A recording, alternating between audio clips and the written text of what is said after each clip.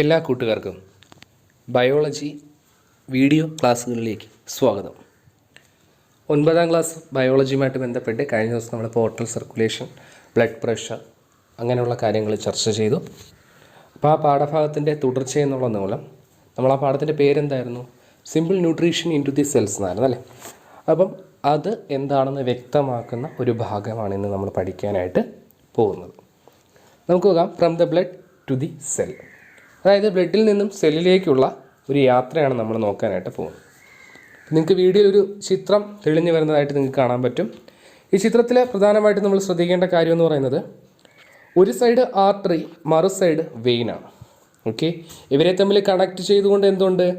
Capillary raise ഉണ്ട്, അല്ലെങ്കിൽ ലോമികകൾ കാണപ്പെടുന്നുണ്ട് അല്ലേ. ഇവരെ തമ്മിൽ കണക്ട് ചെയ്തുകൊണ്ട് കാണപ്പെടുന്നുണ്ടല്ലേ. അപ്പം അവയ്ക്കിടയിലാണ് സെല്ലുകളുടെ കൂട്ടമായിട്ടുള്ള ടിഷ്യൂ കാണപ്പെടുന്നത്. സെല്ലുകളുടെ ഒരു ഗ്രൂപ്പിനെയാണ് നമ്മൾ എന്തെന്ന് വിളിക്കുന്നത്? ടിഷ്യൂ എന്ന് വിളിക്കുന്നത്. അപ്പം ക്യാപ്പിലറീസ് വഴി അവിടത്തേക്ക് എന്ത് ചെയ്യുന്നു? ന്യൂട്രിയൻസ്, മിനറൽസ് എത്തുന്നു. തിരിച്ച് അത് സ്വീകരിച്ചതിന് ശേഷം വരുന്ന വേസ്റ്റ് മെറ്റീരിയൽസ് വീണ്ടും വെയിൻ വഴി പോകുന്നു. ആ ഒരു പ്രോസസ്സിൻ്റെ പിക്ചറാണ് ഈ മൊത്തത്തിൽ കൊടുത്തിരിക്കുന്നത്. അപ്പോൾ നമുക്കിവിടെ വേണ്ടത് എങ്ങനെയായിരിക്കും ഈ പ്രോസസ്സ് നടക്കുന്നതെന്നാണ് നമ്മൾ പഠിക്കാനായിട്ട് പോകുന്നത്. അപ്പോൾ നോക്കുക, ബ്ലഡ് എന്ത് ചെയ്യുമെന്ന് വെച്ച് കഴിഞ്ഞാൽ, ബ്ലഡ് വഴി എന്ത് ചെയ്യും? ആർട്ടറി എന്ത് ചെയ്യും? ന്യൂട്രിയൻസും മിനറൽസും ഒക്കെ കൊണ്ടുവരും. അതെന്ത് ചെയ്യും? ചെറിയ ക്യാപ്പിലറീസ് വഴി ഉള്ളിലേക്ക് പോകും.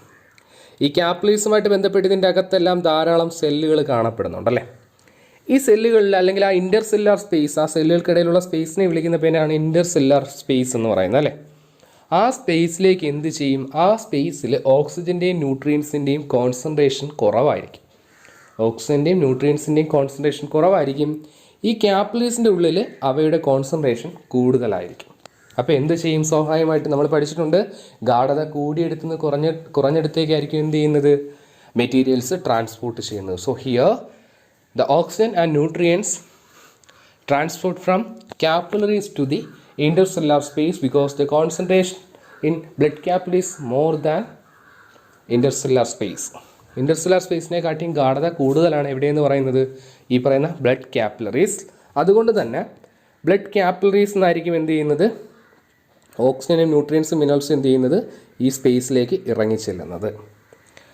സോ അവിടെ നമുക്കൊരു ഫ്ലൂയിഡ് പഠിക്കാനുണ്ട്. നമുക്കവിടെ എന്ത് ചെയ്യുന്നുണ്ട്? ഒരു ഫ്ലൂയിഡ് പഠിക്കാനുണ്ട്.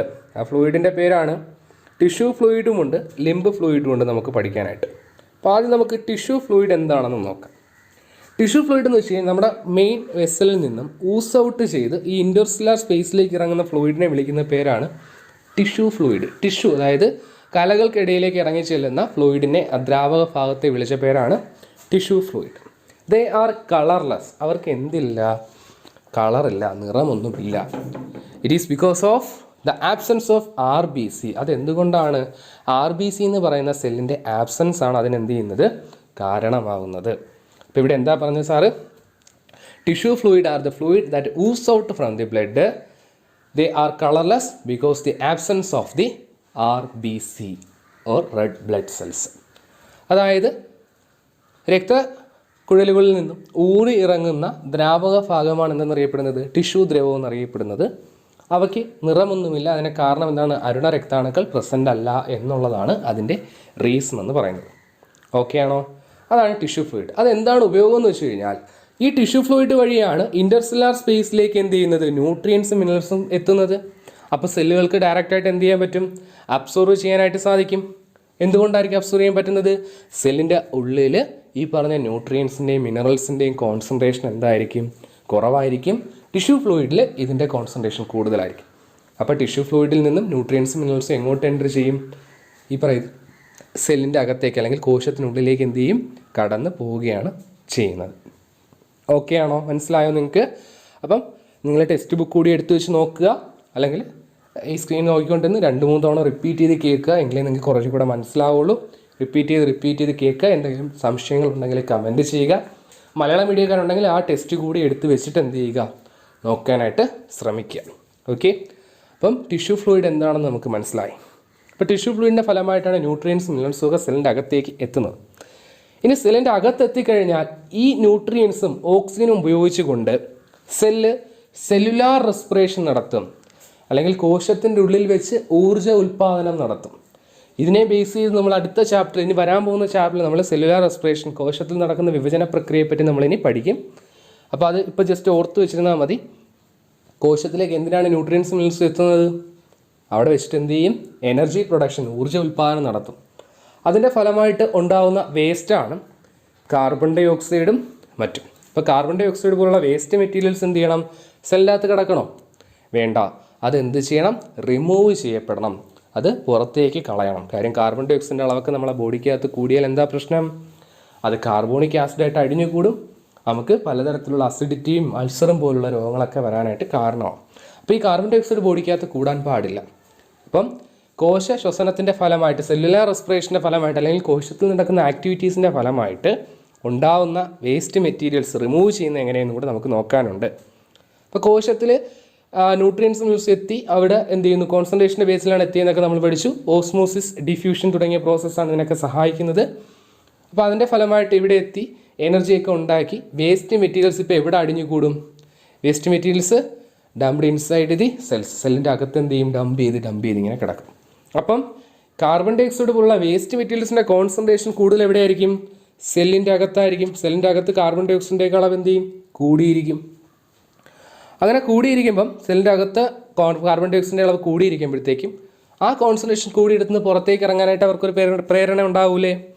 അങ്ങനെ പുറത്തേക്ക് ഇറങ്ങുന്ന കാർബൺ ഡൈ ഓക്സൈഡും മറ്റ് വേസ്റ്റ് മെറ്റീരിയൽസിനെയും റീ അബ്സോർവ് ചെയ്ത് തിരിച്ച് വെയിനിൽ കൊണ്ട് കൊടുക്കാൻ, അല്ലെങ്കിൽ ബ്ലഡ് വെസലിൽ കൊണ്ട് കൊടുക്കാൻ സഹായിക്കുന്ന ഒന്നാണ് ലിംബ് എന്ന് പറയുന്നൊരു സ്പെഷ്യൽ സ്ട്രക്ചർ. അതാണ് ലിംബ് എന്ന് പറയുന്നത്. നമുക്ക് നോക്കാം. ലിംബ് ക്യാപ്പിലറീസ് എന്ന് വെച്ച് കഴിഞ്ഞാൽ ഒരെൻഡ് ഓപ്പൺ ആയിരിക്കും, മറെൻഡ് ക്ലോസ്ഡ് ആയിരിക്കും. ഒരെൻഡ് ഓപ്പൺ ആയിരിക്കും, മറെൻഡ് ക്ലോസ്ഡ് ആയിരിക്കും എന്നുള്ളതാണ് പ്രത്യേകത. അതും ബ്ലഡിൽ നിന്ന്, ബ്ലഡ് വെസലിൽ നിന്ന് സ്റ്റാർട്ട് ചെയ്യുന്ന ക്യാപ്പിലറീസ് ആണ്. അവയ്ക്കുള്ളിലൂടെ ഒരു ഫ്ലൂയിഡ് ഒഴുകുന്നുണ്ട്. ആ ഫ്ലൂയിഡിനെ വിളിച്ച പേരാണ് ലിംബ് എന്ന് വിളിച്ചത്. The fluid that inside the limb capillary is called limb. Limb also look like tissue fluid. Actually limb എന്ന് പറഞ്ഞാൽ ടിഷ്യൂ ഫ്ലൂയിഡ് തന്നെയാണ്. Because they also colourless, because the absence of RBC. അപ്പോൾ limb എന്ന് വെച്ചാൽ ഒരു ഫ്ലൂയിഡാണ്. ആ ഫ്ലൂയിഡിൽ എന്തില്ല? RBC ഇല്ല. അതുകൊണ്ട് അതും എന്ത് കളറിലായിരിക്കും? കളർലെസ് ആയിട്ടായിരിക്കും കാണപ്പെടുന്നത്. ഈ ലിംബ് എന്ത് ചെയ്യുമെന്ന് വെച്ച് കഴിഞ്ഞാൽ ഈ ഇൻ്റർസെല്ലുലാർ സ്പേസിൽ കൂടി ഇങ്ങനെ എന്ത് ചെയ്യും? ക്യാപ്പിലറീസിൻ്റെ രൂപത്തിൽ ഇങ്ങനെ പോകും. അപ്പോൾ സെല്ലിൻ്റെ അകത്ത് കാർബൺ ഡൈ ഓക്സൈഡും മറ്റ് വേസ്റ്റ് മെറ്റീരിയൽസിൻ്റെയും കോൺസെൻട്രേഷൻ കൂടുതലാണ്. അതെന്ത് ചെയ്യും? ഈ ലിംബ് ക്യാപ്പിലറിക്കുള്ളിലുള്ള ലിംബ് കളക്ട് ചെയ്യും. ലിംബ് കളക്ട് ചെയ്തിട്ട് നേരെ എന്ത് ചെയ്യും? പ്രധാനപ്പെട്ട ബ്ലഡ് ക്യാപ്പിലറീസിനുള്ളിലേക്ക് കൊടുക്കുകയും അതെന്ത് ചെയ്യും? വെയിൻ വഴി നമ്മുടെ ഹാർട്ടിലെത്തിയിട്ട് വീണ്ടും എന്ത് ചെയ്യും? പ്യൂരിഫൈ ചെയ്യാനായിട്ട് പോവുകയൊക്കെ ചെയ്യും. അപ്പോൾ ഇത്തരത്തിലാണ് നമ്മുടെ ബോഡിക്കകത്ത് ട്രാൻസ്പോർട്ടേഷൻ നടക്കുന്നത്. വളരെ ഇമ്പോർട്ടൻ്റ് ആയിട്ടുള്ള കാര്യമാണ്. കോൺസെൻട്രേഷൻ്റെ ബേസിലാണ് ഈ ട്രാൻസ്പോർട്ടേഷൻ നടക്കുന്നത്. ഈ പിക്ചർ വരച്ചൊന്ന് ഓർത്ത് വെച്ചിരിക്കുക. കോൺസെൻട്രേഷനെ കുറിച്ച് എഴുതാൻ അറിയുക. കോൺസെൻട്രേഷൻ കൂടിയെടുത്തുനിന്ന് കുറഞ്ഞെടുത്തേക്കാണ് പോകുന്നതെന്ന് അറിയുക. ന്യൂട്രിയൻസും മിനറൽസും ഒക്കെ എന്ത് ചെയ്യുക? ടിഷ്യൂവിൽ എത്തിക്കുക. ഒപ്പം അത് റിമൂവ് ചെയ്യുക. ഇങ്ങനെ 2 പ്രോസസ്സുകളാണ് നമ്മളിവിടെ നോക്കിയത്. ഓക്കെ ആണോ? ഇത്രയും പഠിപ്പിച്ചത് മനസ്സിലായോ? ഓക്കെ. ഇനി നമുക്ക് അടുത്ത ഭാഗം നോക്കാം. അടുത്ത ഭാഗം എന്ന് പറയുന്നത് ഒരു എക്സ്ട്രാ റീഡിംഗ് ആണ്. That is armoury of human body എന്ന് പറയുന്നൊരു പോർഷനാണ് നൽകിയിരിക്കുന്നത്. അതായത് നമ്മുടെ ബോഡിയിൽ എന്ത് ചെയ്യുന്നുണ്ട്? ഒരു മിലിറ്ററി ക്യാമ്പ് അല്ലെങ്കിൽ ഒരു പട്ടാള ക്യാമ്പ് എന്ന് വേണമെങ്കിൽ നമുക്ക് പറയാം. അപ്പോൾ അതെന്താണ്? അതിനെ പറ്റിയാണ് നമ്മൾ എന്ത് ചെയ്യാൻ പോകുന്നത്? അടുത്ത നോക്കാനായിട്ട് പോകുന്നത്. അപ്പോൾ ക്ലാസ് റിപ്പീറ്റ് ചെയ്ത് കേൾക്കുക, എങ്കിലേ കുറച്ചുകൂടി മനസ്സിലാവുള്ളൂ. കാര്യം ഇതിന് മുമ്പ് പഠിച്ച പോർഷൻ കുറച്ച് ഡിഫിക്കൽട്ടിയാണ്, അതുകൊണ്ടാണ് പറയുന്നത്. ഓക്കെ, ശ്രദ്ധിച്ചോ. അടുത്ത് നമ്മൾ നോക്കുന്നത് ആർമറി ഓഫ് ഹ്യൂമൻ ബോഡിയാണ്. എക്സ്ട്രാ റീഡിംഗ് ആണെങ്കിൽ പോലും വരുന്ന ക്ലാസ്സുകളിൽ 10ാം ക്ലാസ് ഉൾപ്പെടെയുള്ള ക്ലാസ്സുകളിൽ നിങ്ങൾക്ക് ഇതിനെപ്പറ്റി പഠിക്കാനുണ്ട്. അതുകൊണ്ടാണ് നിങ്ങൾ എക്സ്ട്രാ റീഡിംഗ് കൂടി എന്ത് ചെയ്യുന്നത്? പറയുന്നത്. അവർ പറയുന്നുണ്ട് നമ്മൾ പഠിക്കാൻ പോകുന്നത് ഒരു അവയവത്തെ പറ്റിയാണ്. അതിൻ്റെ പേരാണ് സ്പ്ലീൻ എന്നാണ് അവയവത്തിൻ്റെ പേര്. എന്താണ് പേര്? സ്പ്ലീൻ എന്നാണ് പറയുന്നത്. അതായത് about 4 inches of size, purple in colour, about 200 gram weight, 200 gram ഭാരമുള്ളതും പർപ്പിൾ കളറോട് കൂടിയതും 4 inch സൈസുള്ളതുമായിട്ടുള്ളൊരു അവയവത്തെ പറ്റിയാണ് നമ്മൾ പഠിക്കുന്നത്. നമ്മുടെ അബ്ഡോമൻ്റെ ലെഫ്റ്റ് സൈഡിൽ, സ്റ്റൊമക്കിൻ്റെ ലെഫ്റ്റ് സൈഡായിട്ടാണ് ഇത് കാണപ്പെടുന്നത്. നമ്മുടെ ഇമ്മ്യൂൺ സിസ്റ്റത്തിലെ ലാർജസ്റ്റ് ഓർഗൻ എന്നാണ് അറിയപ്പെടുന്നത്. എന്താ പറഞ്ഞത്? നമ്മുടെ ഇമ്മ്യൂൺ സിസ്റ്റത്തിലെ ലാർജസ്റ്റ് ഓർഗൻ എന്നാണ് നമ്മൾ എന്തിനെ വിളിച്ചത്? സ്പ്ലീനിനെ വിളിച്ചത്. ഓക്കെ. അപ്പോൾ സ്പ്ലീൻ എന്ന് പറയുന്ന ഒരു ഓർഗൻ, ഒരു അവയവത്തെ പറ്റിയാണ് പറയുന്നത്. നമ്മുടെ പ്രതിരോധ വ്യവസ്ഥയുടെ ഏറ്റവും വലിയൊരു അവയവമാണ് സ്പ്ലീൻ. മലയാളം മീഡിയക്കാർ സ്പ്ലീഹ എന്നായിരിക്കും പഠിക്കുന്നത്. വളരെ സൈസ് കുറഞ്ഞ 200 gram ഭാരമൊക്കെ ഉള്ളൊരു ചെറിയ ഓർഗനാണ്. പക്ഷേ നമ്മുടെ ലാർജസ്റ്റ് ഓർഗൻ ഓഫ് ഇമ്മ്യൂൺ സിസ്റ്റത്തിലെ ലാർജസ്റ്റ് ഓർഗനാണ്. ഇവരെ പ്രത്യേകത എന്ന് വെച്ച് കഴിഞ്ഞാൽ 2 ടൈപ്പ് ടിഷ്യൂ കൊണ്ടാണ് എന്ത് ചെയ്തിരിക്കുന്നത്, സ്പ്ലീൻ മേക്ക് ചെയ്തിരിക്കുന്നത്. Spleen is consist of 2 type of tissue, red pulp tissue and ഒരു വൈറ്റ് പൾപ്പ് ടിഷ്യൂ. ഇത് രണ്ടും കൊണ്ടാണ് എന്ത് ചെയ്തിരിക്കുന്നത്, മേക്ക് ചെയ്തിരിക്കുന്നത്. 2 type of tissue, red pulp tissue and white blood tissue കൊണ്ടാണ് മേക്ക് ചെയ്തിരിക്കുന്നത്. ഓക്കെ, അതിലാദ്യം നമ്മൾ റെഡ് പൾപ്പ് ടിഷ്യൂ എന്താണെന്ന് നോക്കാം. റെഡ് പൾപ്പ് ടിഷ്യൂവിൻ്റെ പ്രത്യേകത എന്ന് വെച്ച് കഴിഞ്ഞാൽ നമുക്കറിയാം നമ്മുടെ ബോഡിക്കകത്തുള്ള ബ്ലഡ് വെസൽസിലുള്ള ബ്ലഡ്, അതിലെ സെല്ലാണ് RBC, റെഡ് ബ്ലഡ് സെൽസ് അല്ലെ, അരുണ രക്താണുക്കൾ. അവരുടെ ആയുസ് എന്ന് പറയുന്നത് ഒരു 120 ദിവസമാണ്, 120 ഡേയ്സാണ്. അത് കഴിയുമ്പോൾ അവർ നശിച്ചു പോകും. ഏകദേശം പറഞ്ഞു കഴിഞ്ഞാൽ ഓരോ സെക്കൻഡിലും 2 to 5 മില്യൺസ് ഓഫ് RBC നശിച്ചു പോകുന്നുണ്ടെന്നാണ് കണക്ക്. അപ്പോൾ ഇങ്ങനെ RBCയെ നശിപ്പിക്കാനായിട്ട് സഹായിക്കുന്ന ഒരു ഓർഗൻ കൂടിയാണ് സ്പ്ലീൻ എന്ന് പറയുന്നത്. അല്ലെങ്കിൽ റെഡ് പൾപ്പ് ടിഷ്യൂ എന്ന ഭാഗമാണ് എന്ത് ചെയ്യുന്നത്, ഈ ഡാമേജ് ആയിട്ടുള്ള RBCയൊക്കെ റിമൂവ് ചെയ്യാനായിട്ട് സഹായിക്കുന്നത്. റിമൂവ് ചെയ്യുക മാത്രമല്ല, നമുക്കറിയാം RBC contain the pigment named haemoglobin. RBCക്കകത്തൊരു വർണ്ണകമുണ്ട്, ഹീമോഗ്ലോബിൻ എന്നാണ് പേര് അല്ലേ. അപ്പം അതിൻ്റെ അകത്ത് ഓക്സിജൻ ട്രാൻസ്പോർട്ടേഷന് സഹായിക്കുന്ന ഒരു എലമെൻ്റാണ്, ഒരു മൂലകമാണ് അയൺ എന്ന് പറയുന്നത്. അത് ഹീമോഗ്ലോബിൻ്റെ ഉള്ളിൻ്റെ അകത്ത് ഇരിപ്പുണ്ട്. അപ്പോൾ ഈ അയണിനെ എന്ത് ചെയ്യും, സ്റ്റോർ ചെയ്ത് റീയൂസബിൾ ആക്കിയാനായിട്ട് എന്ത് ചെയ്യും, ഉപയോഗിക്കുകയും ചെയ്യുന്നത് ഈ റെഡ് പൾപ്പ് ടിഷ്യൂ ആണ് എന്ന് ഓർക്കുക. രണ്ടാമത്തെ ഭാഗം സാറ് പറഞ്ഞു, രണ്ടാമത്തെ ടൈപ്പ് ടിഷ്യൂ ആണ് വൈറ്റ് പൾപ്പ് ടിഷ്യൂ എന്ന് പറയുന്നത് അല്ലേ. ഈ വൈറ്റ് പൾപ്പ് സെൽസിൻ്റെ പ്രത്യേകത എന്ന് വെച്ചാൽ അവിടെയാണ് T സെൽസും B സെൽസും കാണപ്പെടുന്നത്. ഇത് നമ്മൾ വീണ്ടും 10ൽ പഠിക്കും. T സെൽസ് മീൻസ് തൈമസ്, ഈ പറയുന്ന ലിംബോസൈറ്റ് ഉണ്ടല്ലോ, നമ്മുടെ ബോഡിക്ക് ഇമ്മ്യൂണിറ്റി പ്രൊവൈഡ് ചെയ്യുന്ന, പ്രതിരോധം പ്രൊവൈഡ് ചെയ്യുന്ന സെല്ലുകളാണ് ഇമ്മ്യൂൺ സെല്ലുകൾ എന്നറിയപ്പെടുന്നത്. അവയ്ക്ക് ഉദാഹരണമാണ് ലിംബോസൈറ്റ് എന്ന് പറയുന്നത്. ഇവ രണ്ടും WBCക്ക് ഉദാഹരണമാണ്. ലിംബോസൈറ്റ് എന്ന് വെച്ചാൽ വൈറ്റ് ബ്ലഡ് സെൽസിന്, ശ്വേത രക്താണുക്കൾക്ക് ഉദാഹരണമാണ് ലിംബോസൈറ്റ്. അത് 2 ടൈപ്പ് ഉണ്ട്, T ലിംബോസൈറ്റും ഉണ്ട്, B ലിംബോസൈറ്റും ഉണ്ട്. നമുക്കിവിടെ നോക്കാം, T സെൽസും ഉണ്ട്, B സെൽസും ഉണ്ടെന്നാണ് പറയുന്നത്. അത് നമ്മുടെ ഇമ്മ്യൂൺ സിസ്റ്റത്തിലെ മെയിൻ കമ്പോണൻ്റ് എന്നാണ് പറയുന്നത്, T സെൽസും B സെൽസും. അതുകൊണ്ട് തന്നെ അത് നമ്മുടെ ഇമ്മ്യൂണിറ്റി എന്ത് ചെയ്യുന്നുണ്ട്, സഹായിക്കുന്നുണ്ട്. അപ്പം ഈ 2 സെല്ലുകളെ പ്രത്യേകതയാണ് these lymphocyte which identify and destroy pathogens, bacteria and virus enter in the body. അപ്പോൾ ഈ T സെൽസും B സെൽസും എന്ന് പറയുന്നത് T ലിംബോസൈറ്റിനെയും B ലിംബോസൈറ്റിനെയാണ്. അവരെന്തിനു സഹായിക്കും, നമ്മുടെ ബോഡിക്കകത്തോട്ട് എൻ്റർ ചെയ്യുന്ന ബാക്ടീരിയ വൈറസിനെയൊക്കെ നശിപ്പിക്കാൻ വേണ്ടി എന്ത് ചെയ്യും, സഹായിക്കുമെന്നാണ് പറയുന്നത്. അപ്പോൾ ഇതൊരു സ്മാൾ ഓർഗനാണ്. Considers the armoury or military of camp of human body. അപ്പോൾ ഇവയെ അറിയപ്പെടുന്നത് ആർമറി അല്ലെങ്കിൽ military camp of human body എന്നാണ് അറിയപ്പെടുന്നത്. ബിക്കോസ് വൈ, എന്തുകൊണ്ടാണ് അങ്ങനെ അറിയപ്പെടുന്നത്, കാര്യം സ്പ്ലീനിലുള്ള വൈറ്റ് പൾപ്പ് ടിഷ്യൂവിൽ വെച്ചിട്ടാണ് നമ്മളെ T ലിംബോസൈറ്റും B ലിംബോസൈറ്റും, T സെൽസും B സെൽസും ഒക്കെ എന്ത് ചെയ്യുന്നത്, ഡെവലപ്പ് ചെയ്ത് വരുന്നത്. അപ്പോൾ അവരുടെ ആയിട്ട് ബന്ധപ്പെട്ടുള്ള അവരുടെ ആക്ഷൻസ്, ആ ഇമ്മ്യൂൺ സിസ്റ്റത്തിലെ ആക്ഷൻസ് നടക്കുന്നതും ഇമ്മ്യൂണിറ്റി പ്രൊവൈഡ് ചെയ്യുന്നതും ഇതാണ്. അപ്പോൾ ആ ഡിഫൻസ് മെക്കാനിസത്തിൻ്റെ ഒരു ഏരിയ എന്നുള്ള രീതിയിലാണ് ഇതിനെ military of human body, military camp of human body എന്ന് അറിയപ്പെടുന്നത്. അപ്പോൾ വളരെ ഇമ്പോർട്ടൻ്റ് ആയിട്ടുള്ളൊരു സംഗതിയാണ് ഇപ്പോൾ നമ്മൾ ചർച്ച ചെയ്തത്. ഓക്കെ, ഇനി നമുക്ക് ഒരു ഭാഗം കൂടെ പഠിച്ച് ഇന്നത്തെ ക്ലാസ് നമുക്ക് അവസാനിപ്പിക്കാം. ശ്രദ്ധിച്ചിരിക്കുക.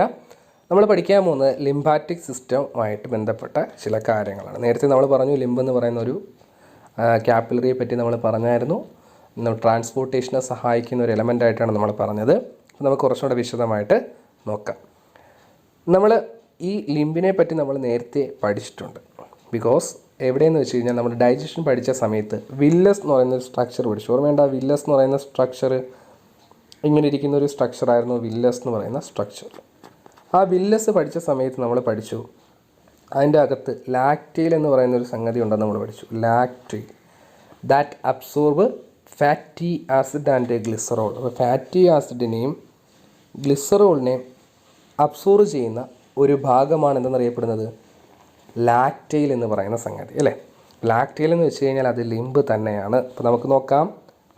ഇതാ നിങ്ങൾക്ക് സ്ക്രീനിൽ കാണാൻ പറ്റും. ഫാറ്റി ആസിഡിനെയും ഗ്ലിസറോളിനെയും ലാക്റ്റൈൽ അല്ലെങ്കിൽ ലിംബ് കളക്ട് ചെയ്യുന്നു. എന്നിട്ടത് നേരെ സ്മാൾ ഇൻറ്റസ്റ്റൈനിലേക്ക് നൽകുന്നു. അവിടുന്ന് ലാർജ് ലിംബ് ഡക്റ്റിലേക്ക് നൽകുന്നു. വീനക്കാവ് വഴി എവിടെ എത്തുന്നു, ഹാർട്ടിലോട്ട് എത്തുന്നു. അപ്പോൾ ഇത് pathway that represent fatty acid and glycerol are received അല്ലെങ്കിൽ collected by lacteal. It's also limb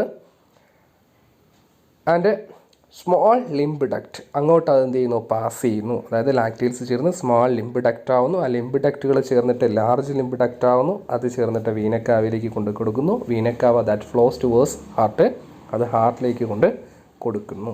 അപ്പോൾ ഈ ഒരു പാത്ത് ഒന്ന് ആലോചിച്ച് വെച്ചിരിക്കുക, ഉപയോഗമുള്ള ഒന്നാണ്. കാര്യം ഫാറ്റി ആസിഡിൻ്റെയും ഗ്ലിസറോളിൻ്റെയും പാത്വേ ചോദിക്കാം, അല്ലെങ്കിൽ ലിംബ് സിസ്റ്റത്തിൽ ഒരു ലിംബാറ്റിക് സിസ്റ്റത്തിന് എക്സാമ്പിൾ വേണമെങ്കിൽ ചോദിക്കാം.